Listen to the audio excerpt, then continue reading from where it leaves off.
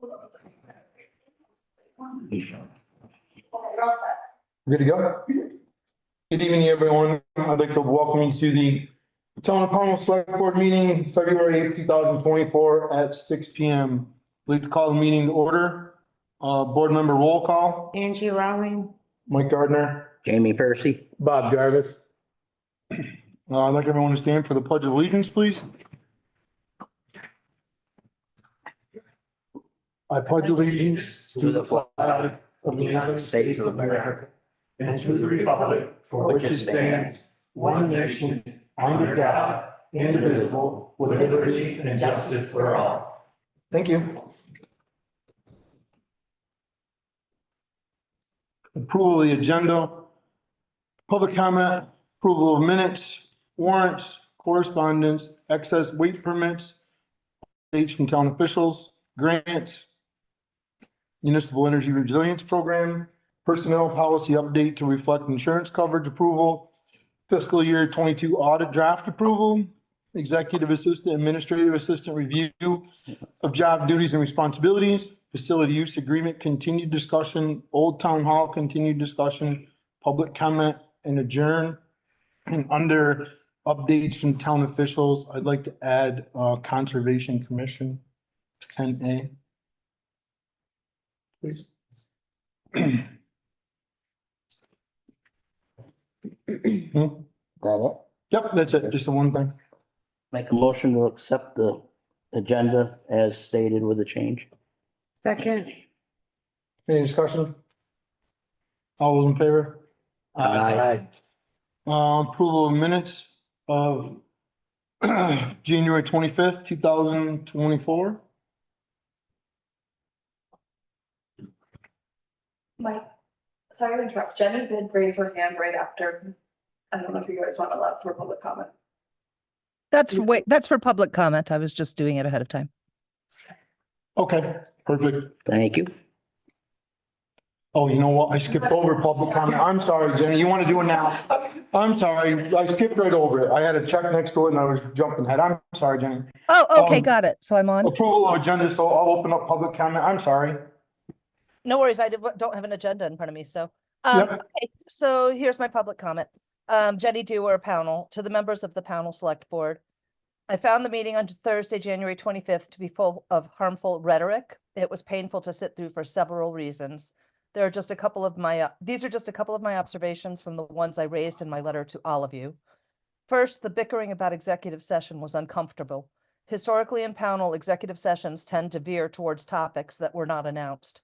Mr. Jarvis wondered aloud if this, quote, personnel session was about some email he sent to Ms. Parks. Ms. Rawlings yelled at him that this was, quote, not about him. Was it? Was he right? Or was it yet another ambiguous session about the staff that lasted for an hour? Secondly, and most importantly, the most inappropriate part of the evening happened in the first 5 minutes. Ms. Rawling responded to a question emailed to her by a citizen during public comment instead of doing it as part of correspondence.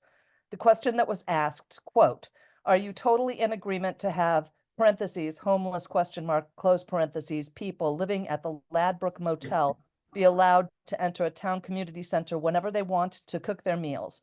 My understanding, the access to the building would use a hidden key box. Ms. Rawlings' rambling response consisted of, what I would like to say, I would have him go back to rewatch the meeting from July 27th, etc. Quote, it did not say anything about homeless people or a lockbox. She then went on to describe her memory of what the next steps would look like and, quote, reminded, unquote, him that 200 people took a survey, et cetera, and then once again stated, quote, and nowhere did it say anything about homeless entering a community center whenever they wanted to cook or use a hidden key box, unquote. She did not leave it there. She went on a tangent, lecturing Jim about the number of homeless people in Bennington County, complete with how many children, veterans, et cetera, and said, quote, I am more gladly to help in that kind of way whatsoever, unquote, and then went on to talk about what she did on the school board. She doesn't know anything about Jim's volunteerism. She told him to, quote, just be mindful of things like that, unquote, and then chastised him to, quote, go help somebody, go volunteer somewhere, unquote. Public comment is for the public, not for a select person to chastise a citizen for asking what they feel is a legitimate question. B, Ms. Rawling did not ever answer his question. Instead, she went on to essentially accuse him of putting forward false information as well as knowing nothing about issues facing homeless people in Bennington County. C, most importantly, she was completely wrong. His question was perfectly reasonable and legitimate based on the actual language in the grant application and subsequent contract. While I am in no way making a judgment call about the grant or possible community center in the old town office per se, I am especially not diminishing the needs of the temporarily or permanently unhomed. I do, however, want to clarify for Ms. Rawling that her scolding was both inappropriate and ill-informed. Perhaps she should have read the grant before and the contract in question before reading a statement about it. The grant application written by the town states, quote, "There is also a significant portion of our community that does not have access to a kitchen. According to the owner at Ladbroke Motel, located in Pownell, there are about 20 children under the age of 18 living there with their families on a regular basis." Quote, "Once the kitchen is installed, I'll say, et cetera, the town office will be repurposed. Facility use policies, agreement, and calendars will also be developed as a way to manage. Quote, access to the space will be simplified by installing a hide a key security lockbox. The town will also use a security system to maintain safety and to track entry into the building. The contract states that the subgrantee's identified intended population is youth ages 0 to 26 living in temporary housing situations without access to a kitchen or opportunities to plan meals and cook. She owes Jim an apology and she owes the town an apology. Thank you. Thank you, Jenny. Is there any other public comment? Yeah, Michelle has her hand up. Michelle, Hello, everybody. could you just announce your name, please, Michelle? Yep, was just Thank announcing. you. Thanks, Mike. Thank you. Michelle Peckrell, Pownell citizen and also a member of the Planning Commission. At a recent Planning Commission meeting, as part of our discussion regarding the municipal planning grant with the BCRC, I presented my opinion that the select board should hold off on any new development or projects in the old town hall until we were done with our work. In order to understand where the town was at regarding a rumored conversion of the old town hall into a community center, I asked our administrative assistant, "Do you know if we have entered into any agreements regarding the old town hall?" She responded that she didn't know and we would need to ask the select board. That was it. That was the whole interchange. This brings me to my comments regarding your last select board meeting. This question of mine, "Do you know?" became a subject of board discussion. My question was referred to multiple times by the chair as inappropriate. At one point, my words were characterized as borderline workplace harassment, also by the chair. The executive assistant added clarification that inappropriate questions are questions that might show that someone did wrong, insinuating that we should never ask a question that might reveal that a mistake has been made. I was completely shocked. I would have never anticipated being slandered in an open meeting like that. And in that moment, I wasn't prepared to give a thorough answer. Try to put yourselves in my shoes. Imagine that you, in the course of conducting your work, are accused publicly of borderline workplace harassment. Then imagine that the person accusing you of borderline workplace harassment tries to prevent you from making comment or giving a response, meanwhile allowing the male chair of the DRB to speak, even though he had nothing to do with the incident being discussed. That entire public discussion was reckless and uncivil. It also seems you had zero idea how characterizing my question as borderline workplace harassment might affect my life and reputation. I'm a resident of Pownell, a faithful member of the Planning Commission, and a business owner. Your reckless words could seriously injure my reputation and spread misinformation about me. This is a small town. This has happened before. I am deeply concerned about what appears to be an attempt of our legislative body to not only suppress open and free communication on boards and commissions, but to suppress what the public is allowed to comment on in public meetings. I suspect that all this was done in an attempt to suppress knowledge of a mistake being made regarding the process and a grant. Mistakes happen. The best thing to do when that happens is just to say, we made a mistake and here is how we're going to remedy it. But that isn't what happened here. Instead of having an open discussion about the process and researching to see if mistakes were made and possible solutions, the person asking for information, me, was slandered and accused of borderline workplace harassment in a publicly televised meeting. Workplace harassment has a very specific legal definition. Asking questions and looking for information is not workplace harassment. However, what I endured at your last meeting comes much closer to the definition of workplace harassment than any question I asked of our administrative assistant, who I actually do have a good working relationship with. Question: was workplace harassment discussed during your executive session for personnel? If it was, why was I not invited into this executive session to participate in any discussion regarding my words and actions? I believe you owe me an apology. I think you need to reflect on your personal motivations for this highly inappropriate discussion. There should be no expectation that mistakes made will be kept private, that the public won't have opinions or commentary about mistakes made, or that people should never ask questions that might reveal a mistake lest they be accused of borderline workplace harassment. Stifling speech and commentary is never the way to go. Public service is hard and often a thankless job. But to believe you're immune to negative critique of any kind is incredibly misguided. The select board isn't a jury or a court. Our elected and hired officials are supposed to represent the voices of the citizens. In this bizarre effort to suppress discussion that might show that a mistake was made, you may have created a hostile work environment for myself and other members of the board and boards and commissions, and a hostile and dismissive approach to the public comment.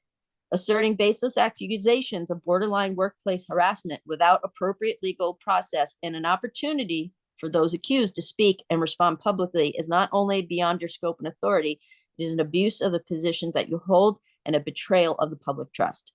I will submit a copy of my comments to you for your records, and I'll also be sending a copy to the Secretary of State.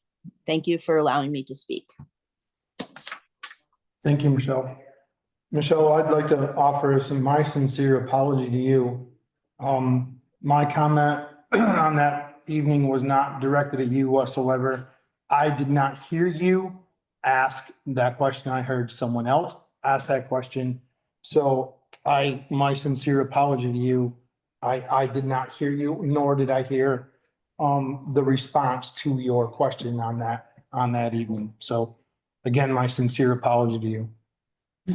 Thank you for your apology. I appreciate that. Any other public comment here? Not seeing any other hands. Okay, approval of minutes of January 25th. So move. Second. Any comments, corrections? All those in favor? Aye. Aye. Warrants, accounts payable February 2nd, $26,356.78. So moved. Second. Any questions or comments? All those in favor? Aye. Accounts payable February 9th, $8,441.68. So moved. Second. Questions, comments? Corrections? All those in favor? Aye. Payroll February 2nd, $12,106.29. So move. Second. Comments, questions, corrections? All those in favor? Aye. Payroll February 9th, $10,664.77. So moved. Second. Excuse me. Corrections, comments, questions? All those in favor? Aye. Moves us into correspondence. Yes. Quite a few this week, actually. So the first two are actually applications from the Vermont Cannabis Control Board. I apologize to these two businesses that have been waiting for these. They were in my spam folder. It's kind of like a liquor license process. When they apply for a license, you guys just basically have to approve it before they can get their state licensing. So the first one is for Frank Farm LLC Alternatives. And And it's a license for what again? it is a cannabis. Cannabis. Okay. Thank you. So the first one, the legal business name is Frank Farm LLC Alternatives. Make a motion to accept Frank Farm LLC Alternatives application.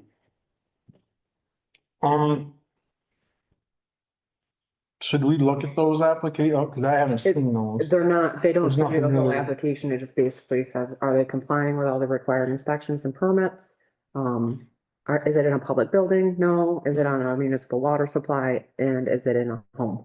Those are the questions that come with it. Okay, Yeah, because basically, if I remember correctly, most of the process gets done up, and then we get the cover sheet to take And it. it's basically just like a formality. Yes, So that means that that we know that they've dotted all their i's, they crossed all their t's, and it's ready for approval. Yes. Right. That they've met all the town, permitting and that stuff. I'll second. You made the motion, right? Mhm. Did anybody second? No, I think you did one. I think you were the first second. Any more questions on that? Comments? Discussion, all those in favor? I, Aye. The second one, same thing, is Tree Frog Farms LLC. make a motion to accept the application from Tree Frog Farm LLC for their permit. I'll second. Any discussion, questions, comments? All those in favor? Aye. Okay, so the next one is from Jenna Caslin. She works at the Bennington County Child Advocacy Center. Good afternoon. I wanted to reach out again to see if the town of Pownell might be interested in hosting the clothesline project again this year. We were looking at Monday, May 8th to Wednesday, April 10th for the clothesline. April 8th, sorry. Monday, April 8th to Wednesday, April 10th for the clothesline Child Abuse Prevention Month, if you would be interested. We did that last year too, if I remember correctly. Yes. And if she said she can draft a more formalized letter if you would like. Do we need a motion on that, or do we make a motion to accept their application for the clothesline? And just so the public knows what that is, it was a clothesline project that was in the skate park last year. I believe victims create artwork. Artwork, yeah. On a clothesline. Yep. Second. Any more discussion? All those in favor? Aye. Okay, this one's a little bit more complicated. This is from Glenn Matunis, to whom it may concern. I am the owner of parcel 053-18 located at the intersection of North Pownell Road, Vermont Route 7A and Center Street in Pownell, Vermont. I would like to discuss reducing the property value to zero as the land is worthless due to PFAS contamination. Multiple offers to purchase a lot, but the state of Vermont will not permit a sale. I have owned this property for 9 years. The state of Vermont will not provide me an end date for cleanup, or will there be further restrictions, or if there will be further restrictions placed on the land if it's ever cleared up. To be forced to own land and then pay taxes on land I cannot sell, rent, develop, or occupy seems failed in logic and due process. If the state of Vermont won't allow me to dispose of this property through private sale, then I should not be responsible to pay the tax. That burden should fall to the state as they are the entity placing restrictions on that land. I can't rent, sell, develop, or occupy the land, ergo it's worthless and should be valued accordingly. I would be happy to discuss all the options, including donating the land to the town of Pownell. My final recourse is to stop paying all present and future taxes and force the town to take the land at a tax sale. Please let me know if the town would like to work on an amicable deal regarding this property. I can make myself available for further discussion at any time. And his taxes were reduced substantially, so they're $124.95 a year, and that includes the bond. I think his assessed value was at 1,000 right now. Okay. If I can remember that from looking it up that day that we spoke. Yeah, I don't have that, but, So is that a new amount that he just so that's was what, reduced to this year, or has that what he's been paying? he's been reduced, I believe, for a while. I'm not sure how long either, but he was reduced. But he did not pay 2020 raise. And I've spoken to him a few times. He kind of wants to do whatever it takes to get rid of the property. He's just tired of owning it. So the actual owner contacted us? Yes, this is the owner. Okay, Yeah. because before it was convoluted. Yeah, it was confusing. And if the board would like, I can reach back out to the state to see. I mean, it's the board's pleasure where we go from here. So now part of that would be the BCA, correct? As far as the tax. part of it. I think that's, I don't know if that's where we want to go with the discussion tonight. Right. I think we need to reach back out to the owner of the property Mhm. and maybe meet with him. Well, it's a gentleman, correct? Yep. Okay, I thought so. Yeah.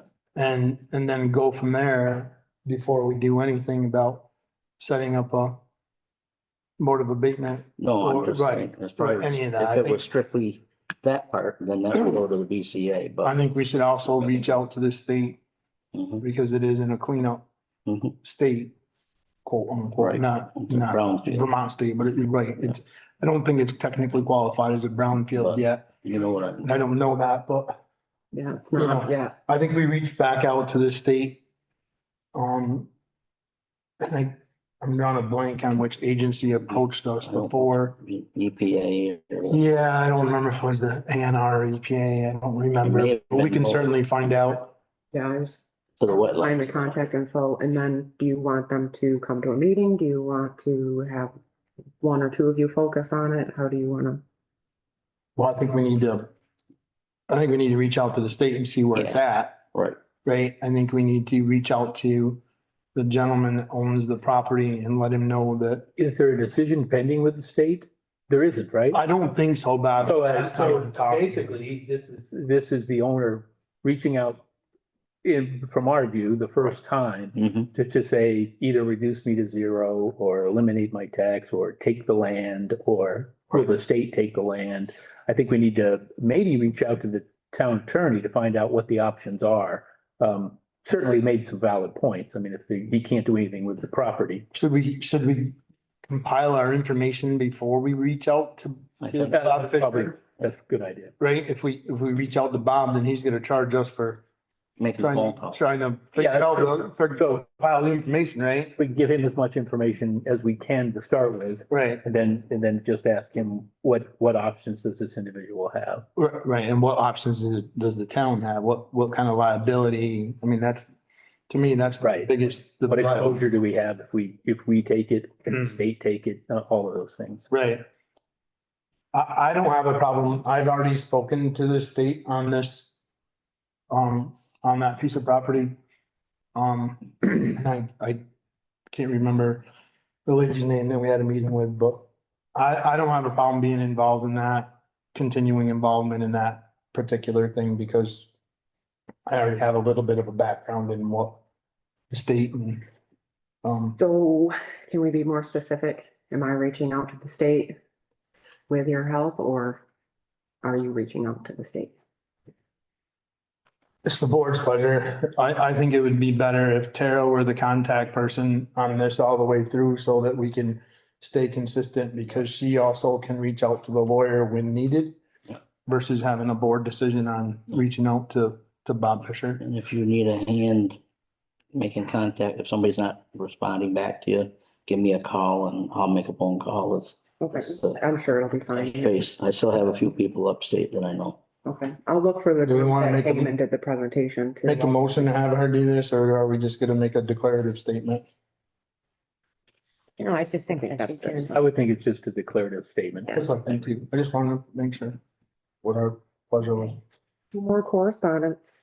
So the sheriff's department brought around a sheriff's senior call and check notification program. So the Bennington County Sheriff's Department will be initiating a pilot program called the Sheriff's Senior Call and Check Notification Program. To start the program, it will be restricted to 50 persons over the age of 65. So they asked if we could advertise this, and I didn't want to just put it on the website without the board's blessing.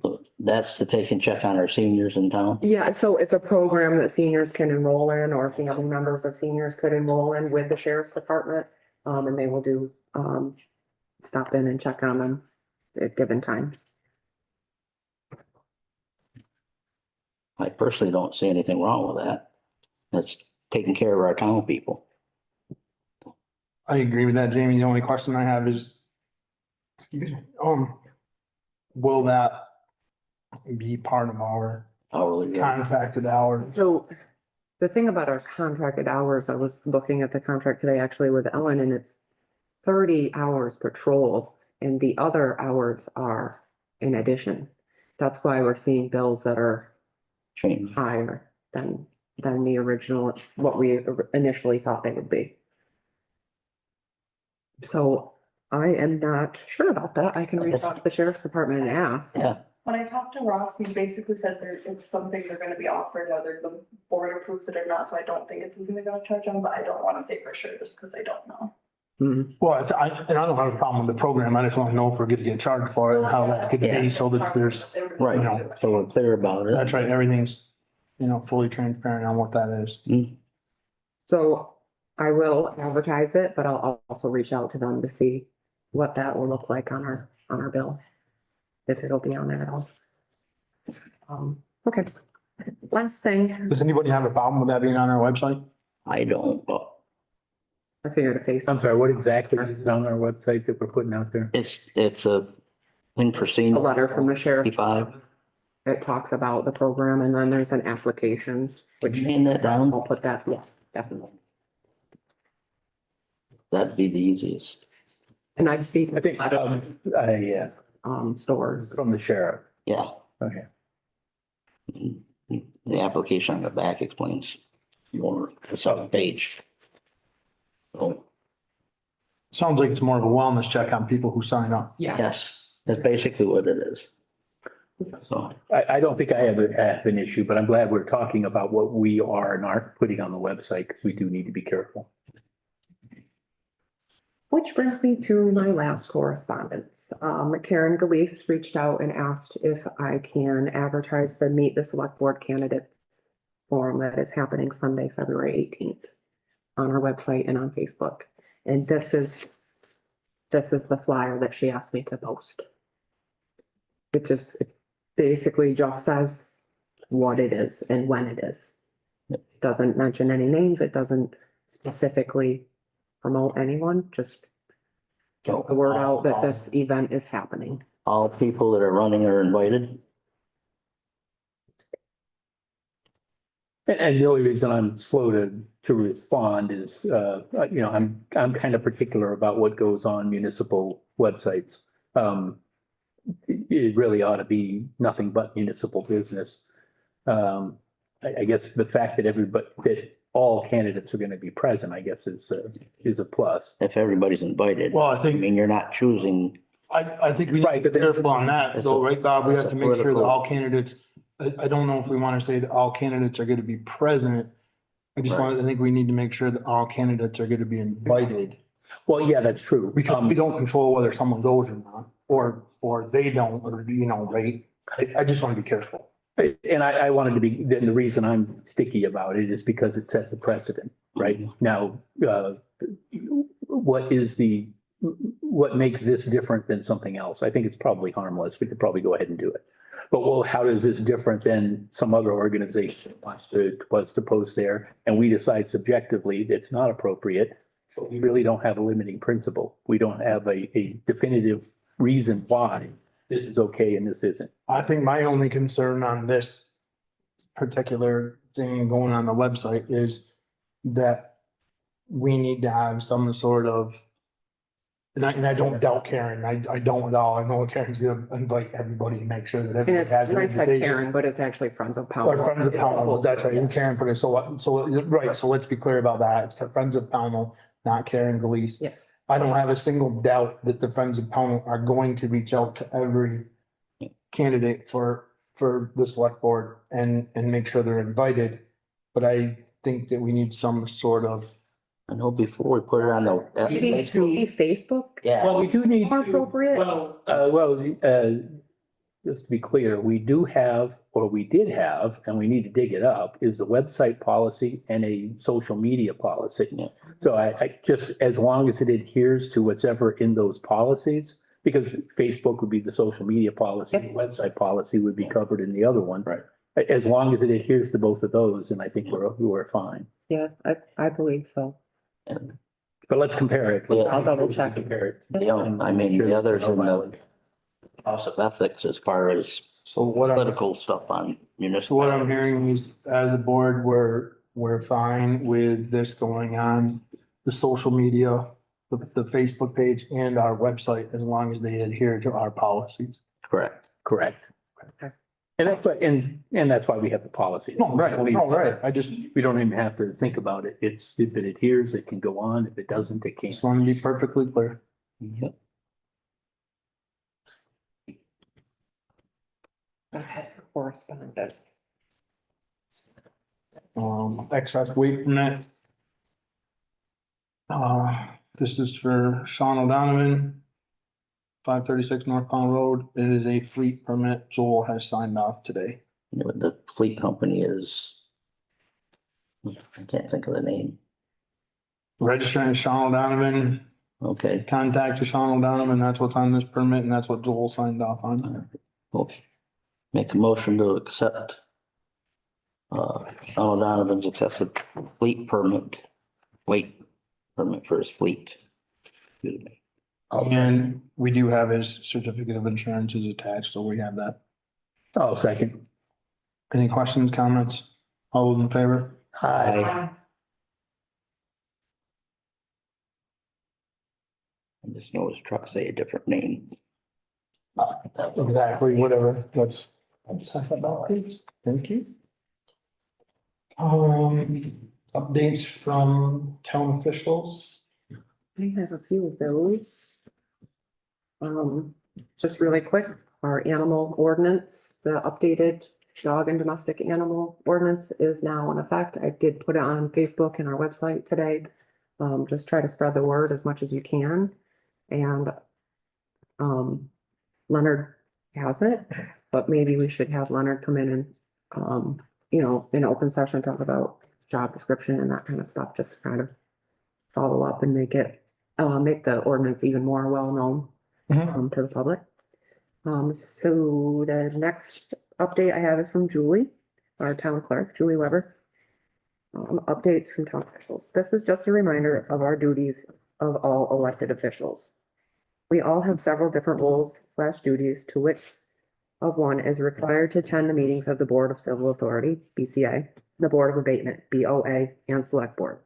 Makeup of the Board of Abatement and quorum rules. The board consists of town treasurer, town clerk, the select board, and the justices of the peace. A majority of each board consisting of 3 select board members, 5 JPs, the town clerk, the treasurer, the assessor clerk must be present in order for the board to meet. Being that we no longer have listers, the town has to pay our town assessor and his clerk to attend our meetings to meet our quorum. I realize the time of our scheduled meetings may be difficult at times to attend, but I try to be fair as I also have to stay late to attend these meetings. All I'm requesting is that we have the common courtesy and respect to let me know if you can or cannot attend the scheduled meeting. I send out via email to all the agenda included in the packet with a reminder we need to meet quorum. I also send out a reminder prior to the meeting. Lastly, I just want to remind people that since we are having voting and elections in the town office, we cannot campaign in this building. So it's from Julie, and next one is from Joel, the Highway Department. As some of you know, we had a slope failure on Snake Hill Road. It just affected the shoulder of the road. The bank dropped about 5 feet next to the pavement. It did not affect the roadway at all, luckily. We filled it with big rock and gravelled over it. Also, we are working on gravel crushing bid proposals. I was thinking on going with 4,000 yards of crushed gravel and having some finer crushed gravel to mix with the sand for better traction, about 1,500 yards. If it is okay, I will put the bid out next week. I think he's asking for the board's blessing on that. Now that I'm reading it. Yeah, he was saying just because we've had more wetter conditions the last couple of years, that we've been going through more of it, so. Yeah, so if you're okay with that, he's Further. looking to do, let's see. He'll put that out next week if you're okay with him doing that. We are looking at about the $8 per yard range, up from $7.75 last year and $5.50 the year before. I will bring the bids and recommendations back to you March 14th. Lastly, we have been trying to fill some of the bad potholes and cutting brush and some ditching along with repairs to the trucks. Any questions, feel free to contact me. Hopefully this weather keeps up until spring. Wishful thinking. We need a motion to have him move forward, or we just hate that?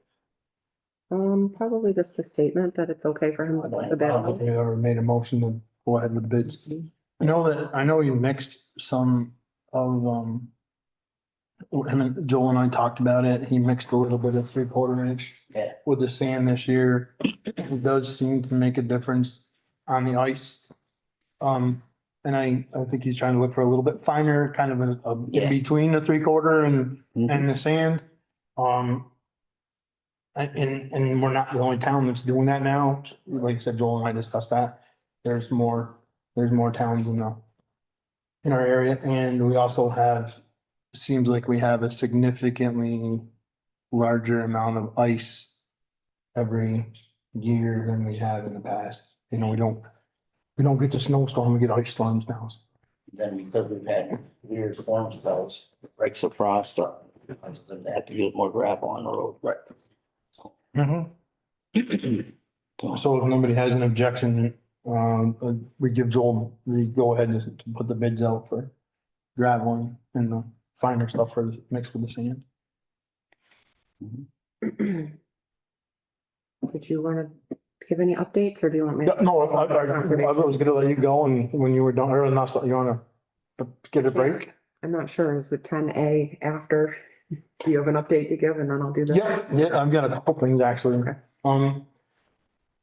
So I was, Donald Campbell from the VLT asked me to speak to the legislature on February 14th, specifically about working with, VHCB, what our experience was with them on the land purchase, for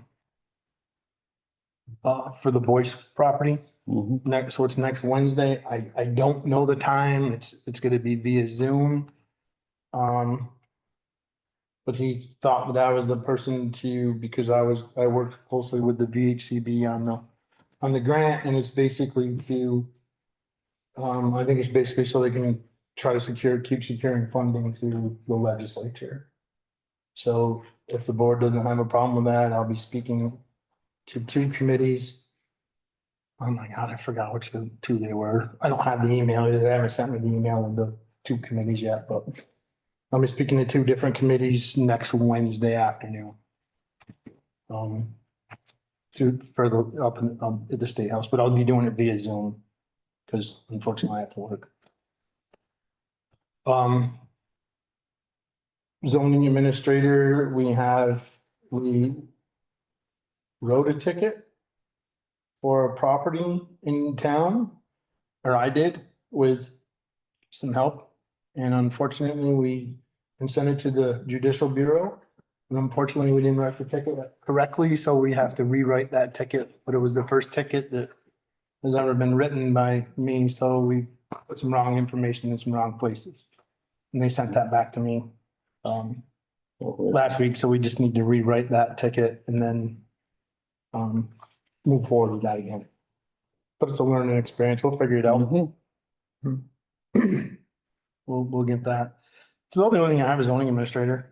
And the only thing I have was that VHCB speech. Mike, a quick question on the Zoom call about the grant. Is that a public meeting and can the public attend or is that a closed? My interpretation, Bob, and this is pure speculation. My interpretation was that it was a closed meeting because they're gonna send me the Zoom link.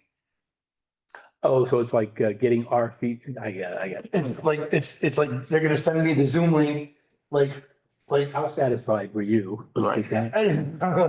Pretty much. And you know, what was our experience and whatever, because Abby White is the contact person that's through VHCB and whatever. At least one of the appropriations committee and. It wasn't, No. but I can't remember what they were, Jamie. It was almost like they don't even match up with what this is, but whatever, that's fine. Yeah. That, you know, they don't provide that Zoom link, that like they probably won't even provide it to me until Wednesday, is what she was saying, because people get she called it the Zoomies. Mhm. So so my guess is, Bob, that it's private. I really, and I did ask her that question. And that's fine. It's just, if it was public, we probably should post the Exactly. Zoom link and the event so that people can hear it. Mhm. But if it's private, that's fine too. I think my interpretation was that it was private because of that. You know, I would be getting the Zoom link on Wednesday morning. Okay. Or before, right before the meeting or whatever, and they're scheduled. She doesn't even know what time those two committees are convening. It's kind of, it'd be an afternoon thing and I needed to be made. And they're like 10 or 15 minutes each committee. Mhm. And I don't even know if they're back to back. A lot of them use Teams now up there, but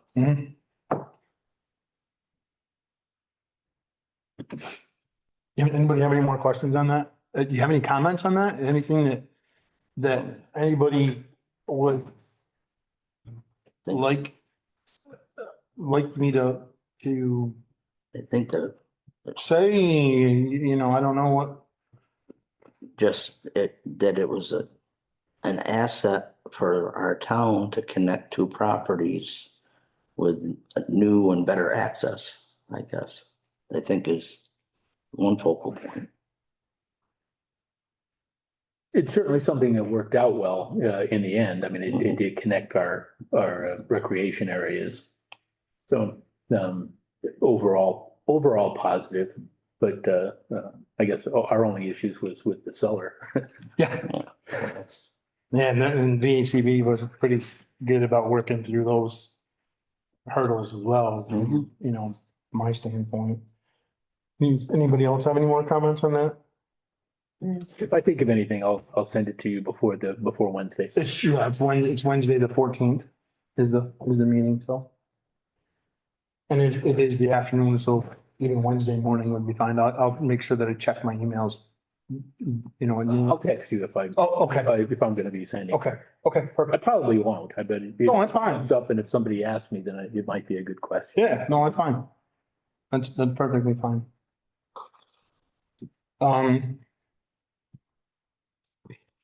I think that's all I have. Okay, so I forwarded you all a letter from Margaret Cody. It was her letter of interest in the Conservation Commission. She is interested in serving as an alternate, and we do have the two alternate positions open. I'll make a motion that we accept Margaret Cody as an alternate on the Conservation Commission. Excuse me, I'll second that. Any discussion? Margaret's the one that heads up the, just for everyone's knowledge, she heads up the group that does the gardening out here in the Yep. front of the town hall. Mhm. All those in favor? I, the other thing for Conservation Commission, it occurred to me this week that we are going to need 7 new email addresses in order to, meet public record laws. So I reached out to IT and it's gonna be 65 extra a month. Well, I guess, okay. When we had an Economic Development Committee, I don't think they got email A addresses. committee, I know, but a committee like Jennifer, our Parks and Rec Chair has that one email address for that board. But all of our other boards and commissions have individual emails. That way, if there's communications, when agendas get sent, that sort of thing, it's all, discoverable. Okay, and how much, I'm sorry, how much, you said $55 more a month? I make a motion to get the Conservation Commission their email addresses. And it will be set up just as yours are, so it'll be, like Concom 1 or Conservation Commission 1 at Town of Pownell, and then End of the email address will move with the person that moves on to the board. If someone moves out, that email address will go to the person coming in, So they'll be added into these laptops as well. probably. That's fine, I just want. Yeah. Second, Clearly, and no additional laptops. We're just talking about email. Just email. Yep, Right, They'll be added. email. right, no, that's what I wanted to, that's why I asked that, make And sure. it's a charge because they monitor our emails and they provide the backup and all the, files. I have a motion in a second, any more discussion? All's in favor? I,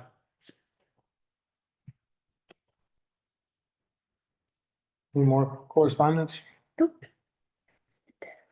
Municipal Energy Resilience Program grant. Okay, so back in, I wanna say it was July, maybe. Before the decision to put the Old Town Hall Community Center idea off or to table it or whatever we want to say was made, I applied for a municipal energy resilience program assessment for the Old Town Hall, which basically a contractor would come in and assess the building for energy resilience. And then they give us a complete assessment that we can then apply for implementation grants with. We were approved for that building. So given that I applied under the community center title, I reached out to the program. It's the Department of Buildings and General Services. I reached out to them to make sure that we would still be able to use the grant if it wasn't going to be a community center. They said absolutely. And then I reached out again to see, is there a deadline on signing that contract? And I'd like to read what Callie Fishburne responded. That was the, she sent that email to us this afternoon. Yeah, correct? so she's from the BCRC, it's Callie Fishburne. She said, "Hi Tara, I just wanted to follow up on my response to your previous emails about the MERP assessment for the Old Town office. Please feel free to share this information with the select board. I would highly encourage Colin to go forward with the energy assessment of the Old Town Hall. The town's application for assessment through MERP program has been approved, which means the town will get an assessment of the Old Town Hall building for free. The approval of the panel's assessment application was not contingent on the Old Town Hall becoming a community center. The assessment application was non-competitive, and the only eligibility requirement was that the building be municipally owned or perpetually leased. BGS has contacted a handful of vendors to perform the assessments, and they will take care of payment directly with the vendors. So the town will not have to worry about finding an assessment vendor or paying them. At bare minimum, all the town needs to commit to is having someone on site with a key the day of the assessment to provide access to the building. As I said in my previous email, I expect it will be at least a month before your assessment takes place, and most likely longer. Some assessment vendors are already scheduling out into May. After the assessment has been completed, the town will receive a comprehensive report from the vendor outlining the recommended energy efficiency measures with estimated upfront costs and lifetime savings. This information will be very useful to the town, regardless of what they ultimately decide to do with the building, and may even help the select board make a decision about the building. I expect that the assessment report will complement the MPG work that's the Muni Plan grant that BCRC is doing for the village center. Having an assessment performed does not commit the town to applying for additional grant funding through the MERP program. Towns that receive an assessment will be eligible to apply for the grant funds to implement the recommended energy conservation measures, but they do not have to. In my opinion, there is no downside to the town going through with their energy assessment, as it does not commit them to make any further actions and is completely free. I would be happy to attend a select board meeting to talk about this further. And I just want to say that we were chosen out of 600 buildings. So to me, that's quite a big deal. So, well, my opinion on that is we should absolutely go ahead with it, but no matter what we decide to do with the building. It's gonna help us, it's gonna help, if we try to, if we need to sell it, it's gonna help. If we're gonna keep it, it's gonna help. I mean, it's gonna help no matter what. And clearly it wasn't attached to that. So this probably would have been something that I'm glad we went through to apply for it because now we have it, and we probably should have applied regardless of what we thought we were gonna do with the building. Mhm. So it's a good thing that we have it. I don't know if we don't need to vote on anything here. I think we've got I think it. so, if you're okay with me, well, I'll have Mike sign off on the contract. Yep. And then, If everyone's comfortable with that, that's, Yeah, I think coming from Cali, from the BCRC, they're the ones that are doing all the study anyway. And if they're saying go ahead with the grant, Yeah, then That is coming that's from- kind of what we're, at the bottom, you're at the bottom. well, the whole point of it is that it is a municipal building. Correct. It's not how you're using it, it's do you own it. correct. Exactly. That's what it states in the. I was reading that before. so let's just make a declarative statement as a board that we're comfortable signing off on this grant. Having the board chair sign off on this to move Yep. forward with it. Is I'm everyone comfortable with that? comfortable, yeah. Right. Building General Services does this throughout the state. The only question I have is, on it, do we, do we know, and we probably don't know, Tara, if when they do the assessment, if it's multiple contractors that come in, like, is there somebody that comes in and does the foundation, does somebody do I don't, insulation, does somebody do, that's. They generally sub that kind of stuff out Right, but I didn't know. to if an they had one- engineering firm. Right, okay. Just the language in this email makes it sound like it's a one-time event. yeah, it It's not does. multiple people coming in to. That's what I got too, Bob, but it's got, it's like, but do we have one contractor that comes in that does all of those? Do they do the electric? I don't know if they do. They have- electric. they have a checklist. Do they? Right, Yeah. right, okay. Yeah. The only question I had is, I read that over like 3 times to try to figure that answer out and I couldn't figure it out, so. And I'll just make this declarative statement. I apologize for applying for grants without board approval first, and that will be happening from here on out, just so that everyone's aware that is the plan now. It's a miscommunication.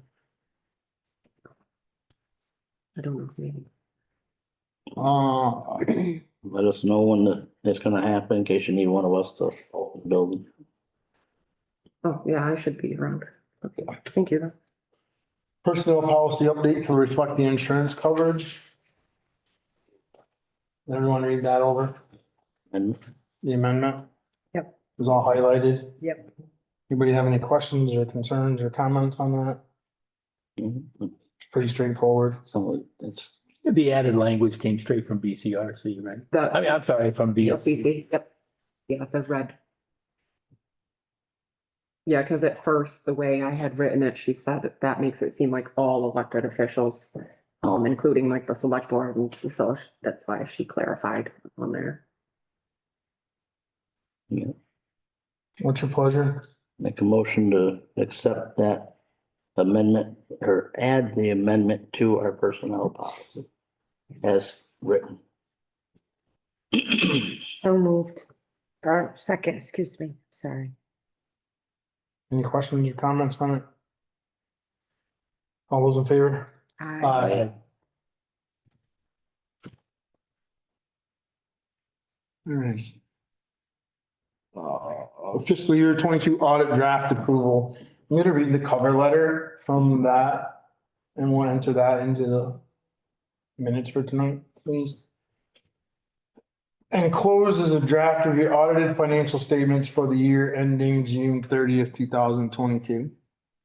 Please review these statements and return this letter to us within 10 business days of the above date, indicating whether you have questions or corrections or whether you have accepted this draft as an adequate result of our engagement and understand the contents well enough to take responsibility for them. Then there's a box to check, please call with questions. I have on pages whatever, or I have reviewed this draft, understand the financial information, excuse me, it represents and accepted as the final result of our engagement. Subsequent events in connection with your audit of the financial statements of the town in Pownell, Vermont, as of June 30th, 2022, and for the year then ended, for the purpose of expressing opinions as to whether the financial statements present fairly in all material respects the respective financial position of the governmental activities, each major fund and aggregate remaining fund information of the town of Pownell, Vermont, and the respective changes in financial position, and where applicable, cash flows in conformity with U.S. generally accepted accounting principles. You were previously provided with a representation letter dated January 1st, 2024. No information has come to our attention that would cause us to believe that any of those previous representations should be modified. No events, including any legal matters, have occurred subsequent to January 1st, 2024, and through the date of this letter or the date this letter is signed, whichever is later, that would require adjustment to or disclosure in that format aforementioned financial statements. Ron H.R. Smith, CPA, CFE, RHRS. And since the letter is addressed to Ellen, one would be basically approving that she sign it and return that to them. If you agree with the audit and you don't want any further info or have any questions. There, anybody read the audit over? I read the conclusions and I didn't see anything that Yeah, it's a standard, too alarming. right? Um, Do we need to ask Ellen? Ellen? I'll go with what you say. I don't see any issues in the audit. Excuse me, sorry. I don't see any issues with the audit. It took a little longer than they expected just for people to know.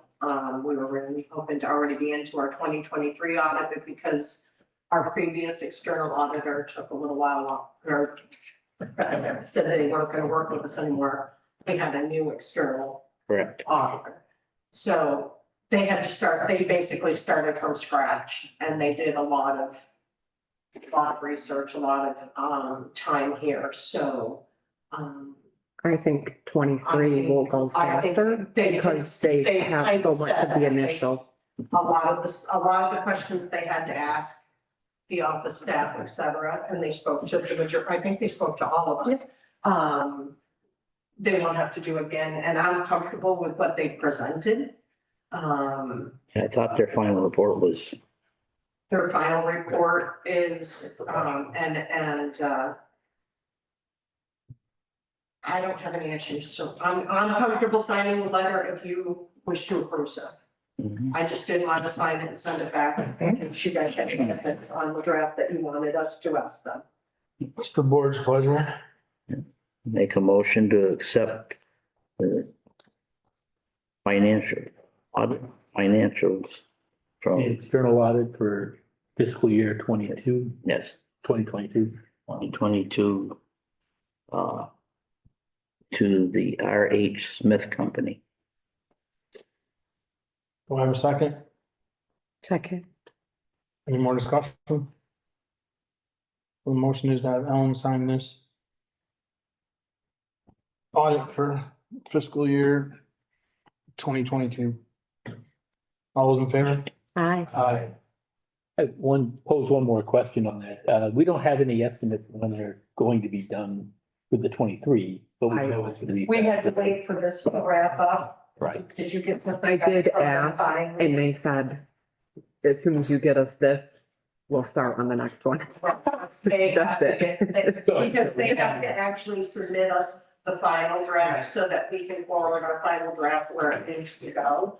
And then I know that they're going to, I'm sure they will send us our letter of, get our stuff together and set up appointment times to come meet with us here. So as soon as they do, we'll let you know. And sorry to keep asking, but I always have one more question. When did this one start? When did they start the work on this? You can't really want me to remember. It's been almost a year. Been almost a year. It was, It's been, so we went out to bid. Right. I don't even remember when we went out to bid, but I know it was about this time. I was just looking, Right. I was just looking for ballpark, Well, trying it to took, figure if they again, took about I a would year. say probably 8 months or so, only because of the back and forth and so many questions and scheduling, and they tried to fit us in right away. And it took a while. I might be, because So we of our questions. know that we're waiting. Am I right that it was last spring? it might not even. I have an invoice right here for field work in April, so I think it's, So it's from April, I think it started before that. Field work, I think it's right, been right. close to a year. yeah, right. Probably March. Because I think we went out to bid in like January or So something. even if they get started right away, we're a ways out on our fiscal year 23. Unfortunately, Probably, but they said it should not take as long.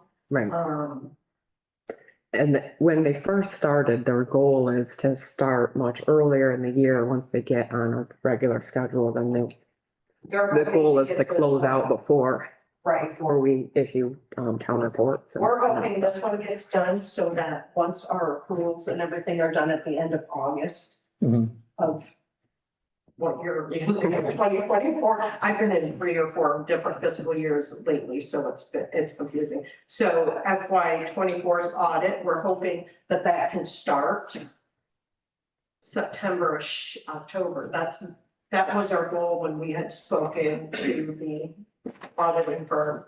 So we're hoping that 23 goes smoothly and that we can go right into 24's and be all caught up Okay, that's perfect. Thank you, Ellen. That's the plan, and we'll update you as it goes.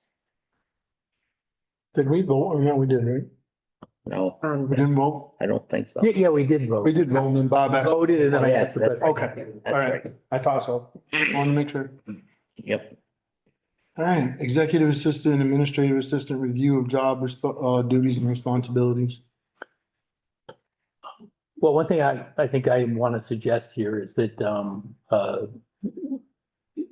I think our staff is probably overdue for a formal performance review, and I think we really need to do that first. Understand, to get a good sense of the duties, responsibilities, the strengths and areas of opportunity and that sort of thing before we start dividing up the work.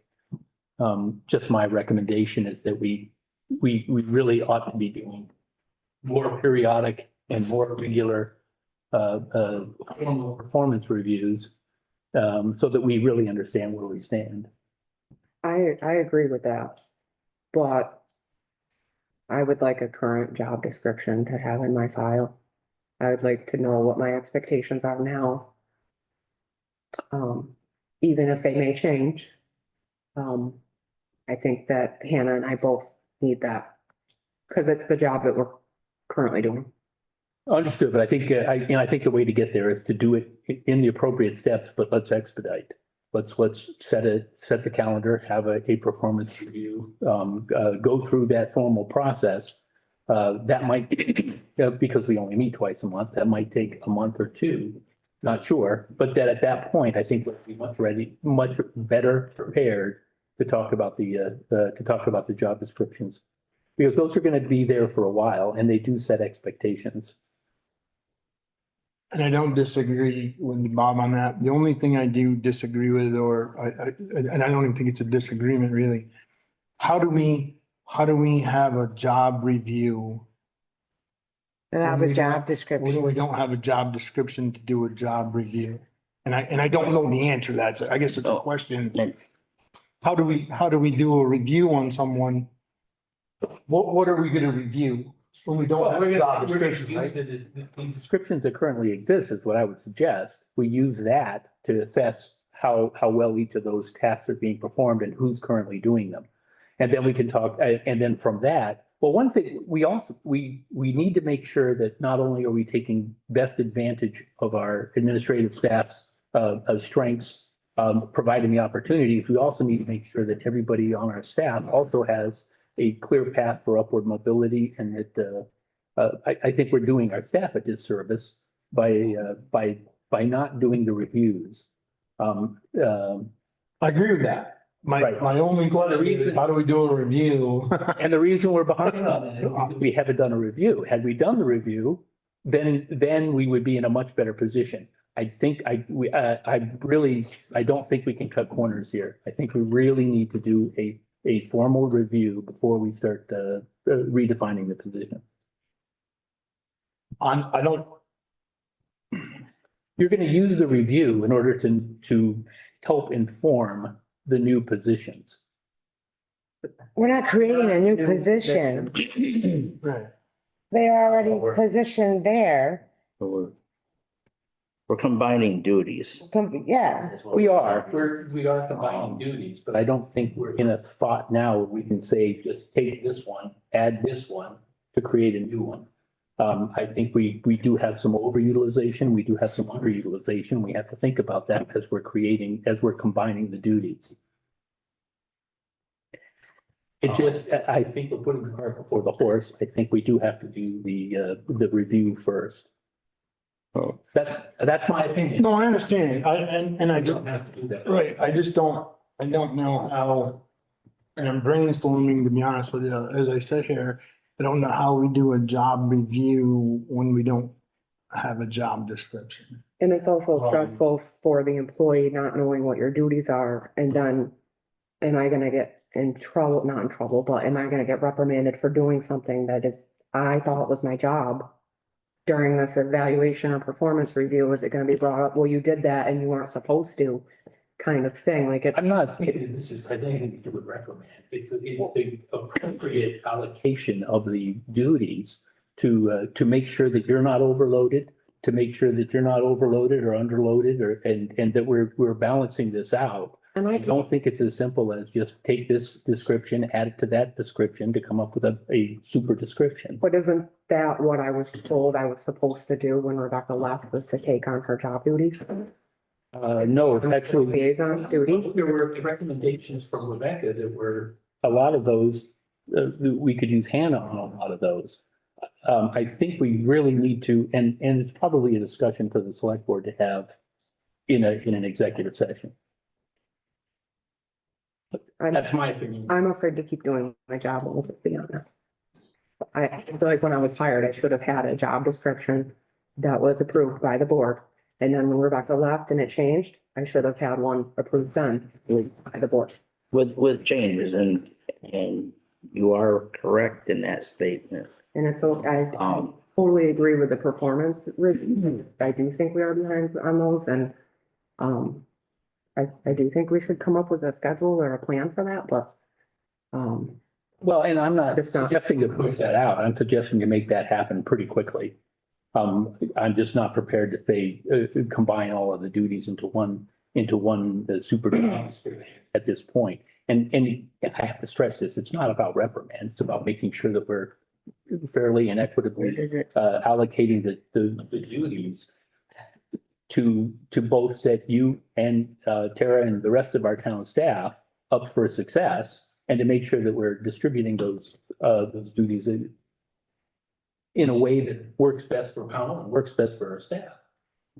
I think we've gotten into trouble doing things out of sequence in the past, and I think we ought to do things in sequence. Well, that's the point. that's exactly where I'm coming from. That's the point. You don't have,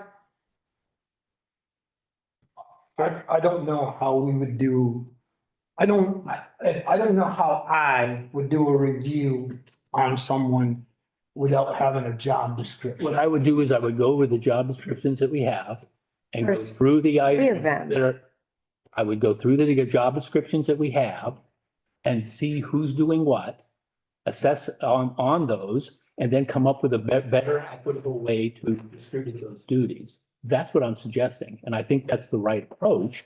I don't think it's just add them together. What does that buy you? How are you gonna do? How are you gonna do? I just don't know how we would do a review on, so how would we do a review on the road foreman? For instance, if we didn't have a job description for the road foreman. No, that's what I understand. Or on Darcy or any of our employees for that matter, right? How would we do a review without a job description? If we combine them today, we'd still be in the same spot on the review, right? Combining them today doesn't put us in a better spot to do a review than doing the review first and then making sure that we're allocating appropriately. I'm sorry, but I disagree with that. Personally, I was on vacation, so I didn't get to read over all this. So I'd like, as much as I don't like to table things, to table to the next meeting so I can read. I just want to say that I am doing this job No, I'm not, combined and Hannah's doing the job description that we sent in. and I'm not denying that. I just, well, It's okay if we want to review it. I that's all I'm asking for just What it is. one person on the board, so. But I don't want to put this off because right now we are really putting our staff in, and it's all about the process and what goes on every day. And We're putting them in a tough spot to do their job because they don't specifically know what they're supposed to be doing, And that's. Well, right? That's true, but they're not better off by taking by doing it now and just sort of combining roles than actually doing a performance review and then talking about it as a select board to allocate the roles, to allocate the individual responsibilities in a way that takes advantage of the skill sets. But that, I don't think that's, I guess, why is it an emergency today? it's not. It's not. Well, I think- It's been out there for way too long. Right. And all of this other stuff has brought it to light that we don't have a job description out there for either of them, right? Right. So, and I think I disagree a little bit with what you're saying to a certain degree. And only because we're going to take we're going to take and do a job review on the two employees that we have. Right? But if we went down year road, and I'm just playing devil's advocate, it's not that I disagree. But if we were to do a job description or a job review right now on the two employees that we have in place. If one of those employees were to leave. Right, and they may not have the same strengths. We're gonna base a job description on the strengths of the two people or weaknesses. On the two people that are in place right now, instead of what the And I'm not job. calling them weaknesses. No, There are areas, I'm just. areas for training and areas for growth. Okay, sure. That's the right way, I think, to think about it. No, I think you're right. I have a problem basing the job description on the strengths or areas of growth on the employees that we have instead of a job description for what the job is. And, Not what it, or what the job could be. and I know that they both have been asking for more direction, and this would clear the direction that you're requesting up. I just, like I say, I wonder. But that's why it's important to do it right. And I think when I say an assessment, I mean assessment of strengths, assessment of areas of opportunity and a better, that would help better inform. And I think we as a select board need to talk about that probably in an executive session in order to come up with that, which we don't have on the agenda tonight. Right. So, but that's where we need to go. Now, if we want to put that on the agenda put an executive session on our next board meeting, then that might be the way to go. And then I had no problem. I just want a little more time to absorb I'd like everything. That's all. I'd like to do a special next I Thursday mean, that's all I'm asking.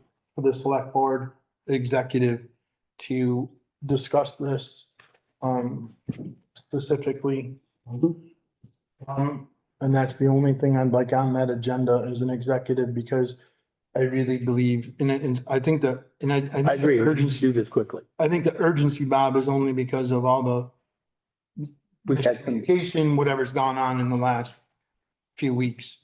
And that's my only sense of urgency on it, not trying to Mhm. force anything in any other way, except for we do have two employees who are operating without any sort of job description, so to speak. and then what's the goal for the executive? I'm sorry, for the working, I would call it a working session. Working Something, session. Job description, Job working session. Mhm. And I think it would be an executive with select board.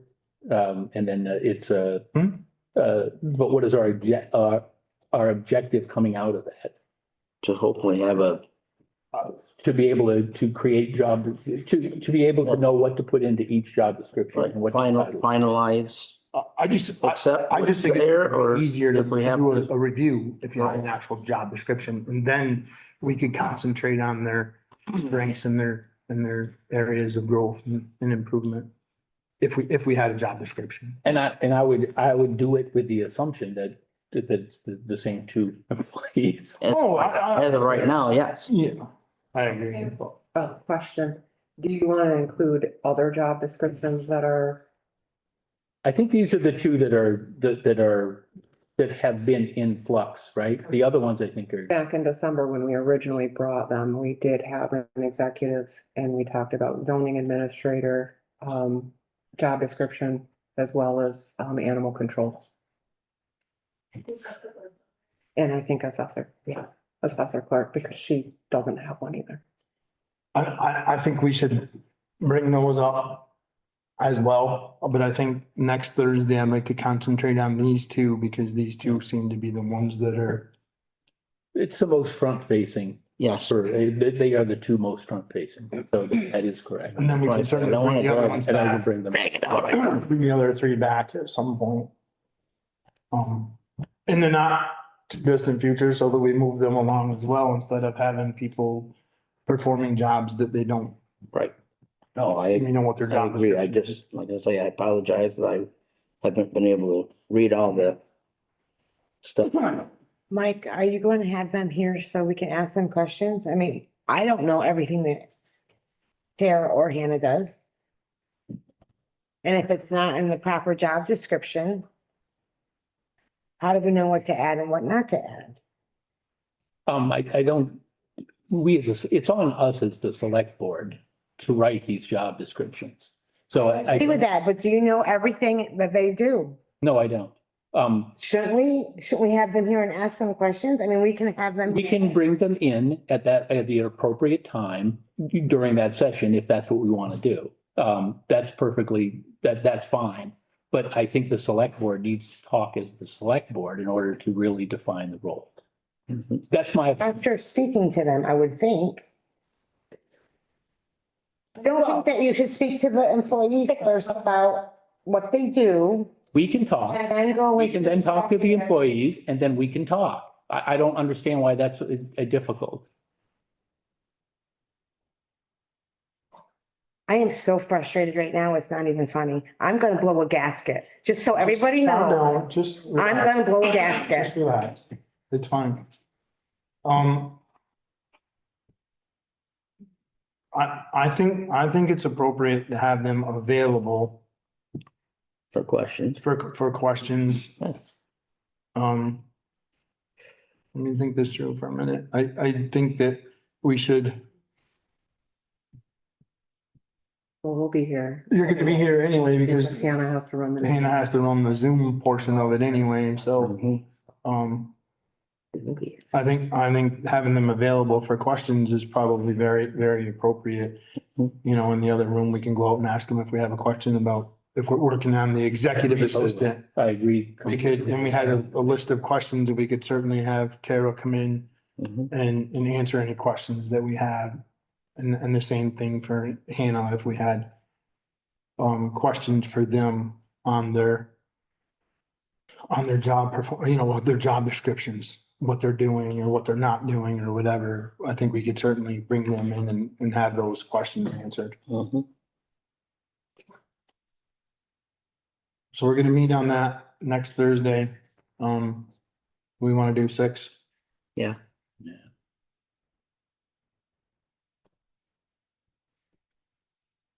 Are you both available next Thursday at 6?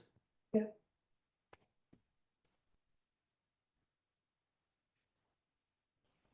Facility use agreement discussion continued. So I put that back on the agenda, but as I mentioned to all of you in email, while it was a great idea to maybe consider the downstairs, it isn't just as quick as an application. I know you figured out the verbiage and the fees and that stuff, but using the downstairs comes with a lot more than that. We have to You gotta apply with it. at least one wall, probably two. There isn't an exit, an emergency exit unless we use PHS. It's full of storage. It would need to be cleaned, reorganized. Furniture would need to be purchased. We don't have handicap accessibility down there. There are numerous things, so I don't know if you guys want to do a work session for that too. Yeah. Or what the board's pleasure is with Want to that. put a little more thought process into that, definitely, before we move forward. Mhm. Very good points. So I didn't ask, the fire marshal to come down just yet because there is a lot of like storage down there and it's not set up the way it would be if we were going to use it, and that, does make a difference. Thank you. I think we need to set up a work session for that at some point Mhm. and continue that discussion. I think that's a good idea specifically for that. Old Town Hall continued discussion. Personally, I think we're gonna wait for the assessment now that we've got the grant and see where we'll go from there, plus, we're still waiting on the legal side of things for that property also, correct? Yeah, what I Bob gleaned Fisher? from the email I guess we're still waiting for a definitive answer from our town attorney. Yeah, so, And I think it did sound like that property was ours to do with what we wanted. The town hall, the old town hall. correct. I think we're still waiting for an assessment on everything else in the area. I think I'll, ask the attorney when he does have that information to just join us for our meeting. even That would be awesome. Zoom, That's a very good idea. So nothing gets lost in translation. It's all directly from him. Perfect. Anything else? Public comment. 10 people out there. Am I all set here? Okay, hi, Jim Gosis, North Mason Hill Road or Mason Hill Road North. First of all, I wasn't sure if Ellen was still there, but if not, or if she's not ready for it, I just wanted to make sure, first of all, did you guys look at the audit at all before you made your motion tonight to accept it? Well, all right, public comment. Second, I just wanted to find out if any of the numbers that were presented to the taxpayers for the year ending fiscal year 22 were different or are different than what the auditor is coming out, specifically the fund balance that is moved over to undesignated, because the townspeople are making this vote in March based on the information we're giving. And then I'm not saying that Ellen is not giving us the updated information, but somewhere through the line, I think we need to just have the audit information of any differences that happen, just so that we know if we're voting on something that is drastically different versus something that's just mildly different. Second of all, Tara, I totally apologize as a townsperson that you do not have a job description. I mean, with everything that's been going on for the past years with this organization or this group, that there is no job description up to date for you and Hannah is just totally absurd to hear. And I guess it comes to the point of, I would have thought there was a review prior to the budget coming out, because there's a huge increase in a salary for you and Hannah that's in the budget. And I'm just confused on where did we come about that huge increase? Some of the things I think you're doing, yes, you deserve it. But if there's no job description and there has been no review in the past couple of years, I'm very confused on how we came up with this number. Second of all, there are so many executive sessions for personnel, more in 1 year than I think the select boards have had over the last 30 years that I have been a resident of Pownell. And I'm just confused on what is being discussed in all of these personnel executive sessions.